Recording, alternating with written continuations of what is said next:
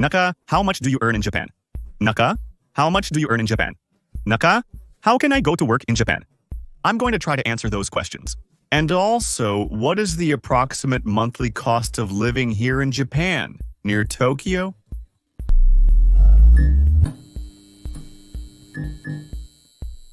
First of all, you're going to see that salaries are quite high. But, well, let's get to the point. Japan has the world's third highest GDP after the United States and China. How can I go work in Japan? That's something I get asked a lot. People also often ask me if I can get them jobs as electricians. The reality is, I can't. I don't hire people or look for jobs for others. It's very complicated. To be able to work in Japan, first of all, you need a work-stay visa. People like me or many others, we have a visa for having Japanese relatives. Well, in my case, I have a Japanese passport, so I don't need a visa.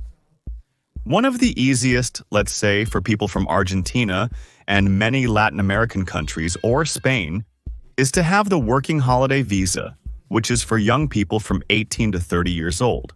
There's even the one where you go to the embassy and can say, hey, I want to go to Japan on a working holiday. And well, what are the requirements? The most crucial and complex requirement, particularly for Argentina, is to have savings in dollars.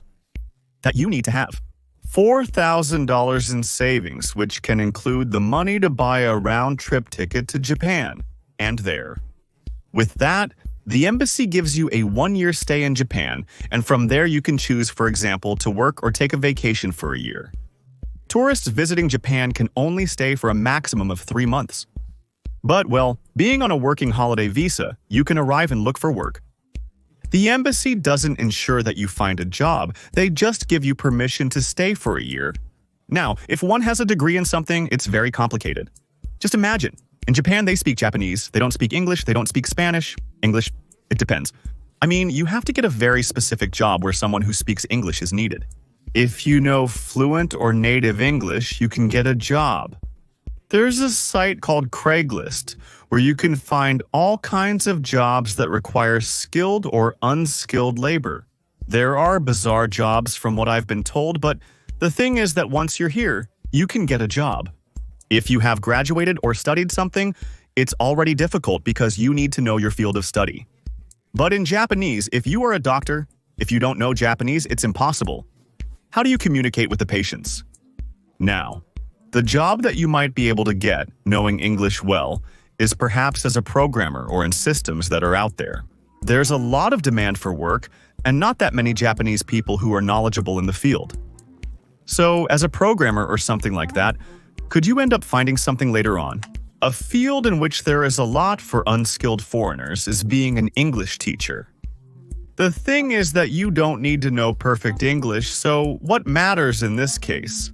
Well, yes, in private schools, state schools, you definitely need an English teacher's degree. If you don't follow their protocols, they won't accept you. But in private schools, things are a bit more flexible. There are many, for example, parents who send their children to private schools, where they are parents who have perhaps traveled abroad and want their children to have contact with foreigners, to have a more open education with a slightly more open mindset. Because that's what many Japanese people who know foreigners have. Their mindset opens up and they say, having contact with foreigners, it's a good thing, it's a positive thing, and I want my son to have it too. In private schools, a degree isn't required, making it easier to find a job there. Now, how much do you earn? Let's go from least to most, from what you earn the least to what you earn the most. For unskilled jobs, for example, you have to work at a convenience store or supermarket checkout, where they pay you by the hour. These jobs offer flexible schedules, allowing students to work the hours they want, which is why many choose them in high school during their vacations, or university students take them because, well, the schedule is quite flexible. Also, bar waiters can earn, $500 a month if they work few hours a week. But let's say, if one takes it as a fixed job, it can range between $1,500 to $2,500. It depends a lot on the amount of work. We can average it to $2,000. Then, the unskilled labor of factories, where you can earn between $1,500 to $2,500 as well. Almost the same as a cashier, only it's a very different field. All this being said, all the salaries I'm going to mention will be gross income, that is, without deducting taxes, insurance, and all those things, right? Which I will tell you later how much is approximately deducted. Well, exactly. An English teacher's salary is roughly $2,500. An administrative worker, an office employee, the typical salaryman earns around $2,500 to $3,000 depending on the company. Now, as for construction, as a worker like me, it depends a lot on the experience and, well, the company that hires you. It depends. Each company pays differently, right? Is that what they offer? But for example, someone just starting out might earn between $2,000 and $2,500. And someone with a lot of experience can earn anywhere from $3,000 to $4,000. Between $3,000 to $4,000. But this is for working from 8 in the morning to 5 in the afternoon. If it goes past 5 in the afternoon, overtime is paid. In some cases of administrative office jobs, they do not pay overtime. Which, well, sometimes it's not so regular, it's not always, but it's also not a field that I know much about. But I've met people who work in offices, and every now and then, very occasionally, they have to do overtime. But they don't get paid for it because they have a fixed salary, they work from Monday to Friday during office hours, and they have holidays. Japan, with around 15 holidays, is one of the countries with the most holidays globally, which is also a good thing. The holidays themselves are not very long. On New Year's Eve, one has 10 days off. Office workers there have 2 weeks. It depends a lot on each one, but they work less than you might think now. A programmer, for example, can earn upwards of $4,000. A systems engineer, $5,000 upwards. But, I repeat, this is the gross salary they will deduct from there. The higher one's salary, the more taxes they pay. Lower salaries mean lower taxes. It's quite logical now, for example, what high school teachers earn. The school comprises junior, middle, and high school divisions. Elementary and middle school are free, high school is already paid, they are all private, and that's why they also use uniforms. A high school teacher can earn up to $6,000 later. On the other hand, the highest salaries of professionals, for example, a lawyer can earn $9,000 and up, a doctor can earn $10,000 and up. Now, the taxes that have to be paid, the net, how much is left? Well, for example, in my case, I earn about $3,000 a month. That's my gross salary. Of course, I work by day, working an average month from Monday to Saturday from 9 to 5 in the afternoon. I get to about $3,000 approximately, working about 25 days a month or so. And what would be deducted from me in taxes? Well, it's not all tax per se. It would be citizenship tax, work insurance, health insurance, and retirement. From all this, they deduct approximately $500, which is very cheap. Why?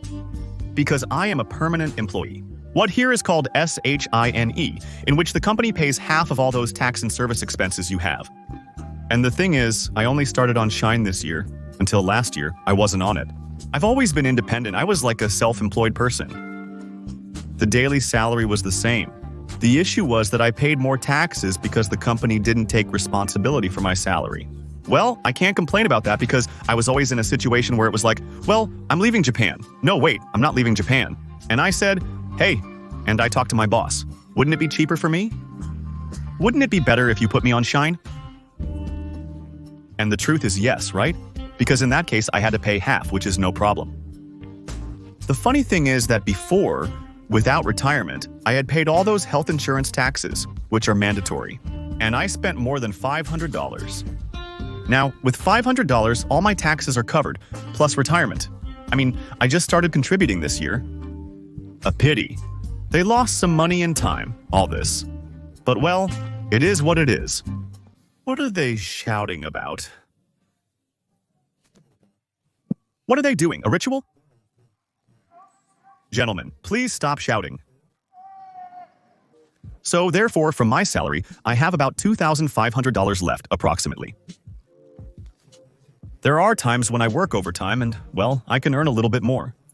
My income can be inconsistent when work suddenly stops, which is disappointing. All right, buddy, shut up.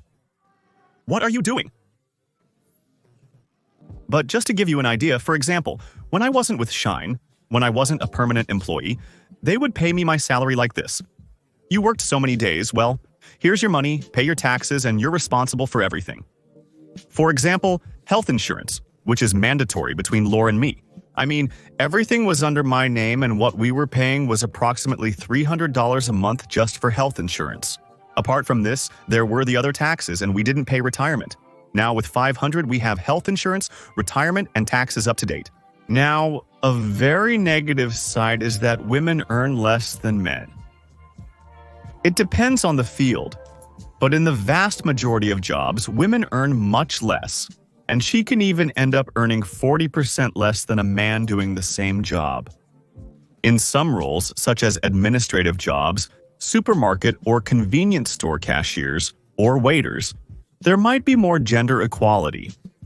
They can end up earning the same, but in a factory, for example, women earn much less there. In the case of a single woman who works in a factory and has to rent, she's in a bind there because it's going to be very difficult for her to always make ends meet. The situation is very complicated and depends on location and rent amount. Now, how much do you spend? What are approximately the monthly expenses of a person? You can pay around $100 depending largely on your air conditioning usage. Oh, he hasn't heard me, he's killing himself. Well, and another thing is working in Tokyo or its surroundings, or far from Tokyo.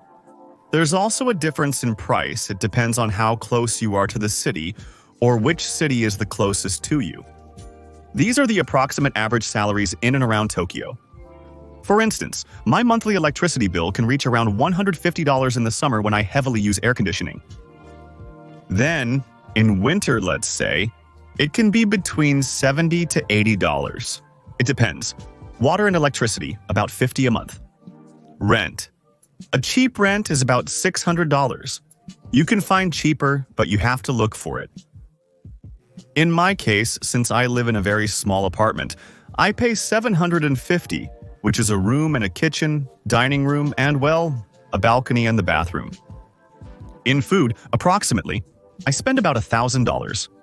Between the two of us, it's more or less $1,000. Sometimes some months more, others less. It depends on how much you eat out. It depends on what kind of food you like. If you are very thrifty and you are alone out there, you can get there. With $500, you might get by, though you may have to sacrifice a healthy diet. Or you have to be very clever with cooking, knowing how to consume local products and those things. Now, the internet. In my case, I pay $250. It's a lot, but it includes home internet, home Wi-Fi. They are two phones, which are Laura's and mine. We have the latest iPhones, well, the 11. The fact is that the phone companies offer you the service where you can take the phone you want without paying a cent at that moment. And they divide it into 24 installments. That is, you sign a contract for 2 years in which you have to use the service and you pay for the phone.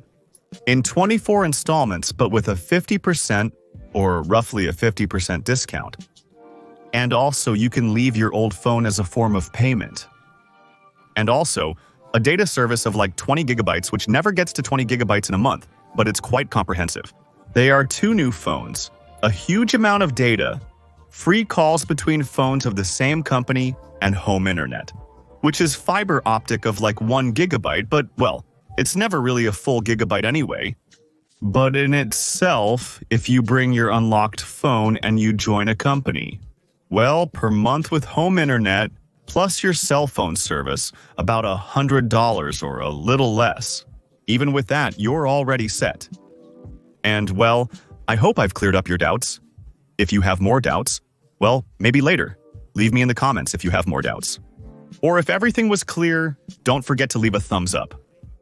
Subscribe. If you haven't subscribed, remember that we have Patreon where you can collaborate with the channel. Greetings to you, your family, your pets, and your annoying neighbor. Bye.